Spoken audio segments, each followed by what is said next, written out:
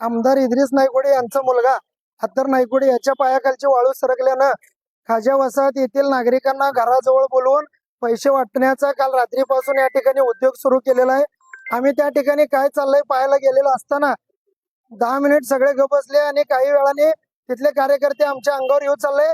निवडणूक विभाग, पोलीस प्रशासन त्यांना आमदार असल्यामुळे पाठीशी घालते काय असं प्रश्न सर्वसामान्य जनता आणि आम्ही उमेदवार म्हणून आम्हाला स्वतःला पडत जी लोक 5 मध्ये राहतात त्यांची नावं 20 मध्ये आली, 20 मधली 6 मध्ये आली, 6 मधली 20 मध्ये गेली, 5 मध्ये असं इकडे तिकडे झालेलं आहे।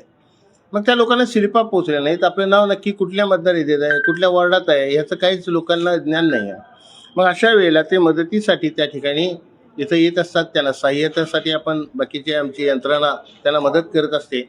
त्यांचं नाव हुडकून बाबा कुठल्या वार्डात तुमचं नाव आहे आणि हे बघा ही तुमची स्लिप, तुमचं मतदान केंद्र कुठं आहे हे देण्याचं काम आपलं प्रत्येक वेळेला निवडणुकाच्या तोंडावर होत असते। लोकांना त्यावेळेला गरज असते म्हणून ते मदत करत असतो।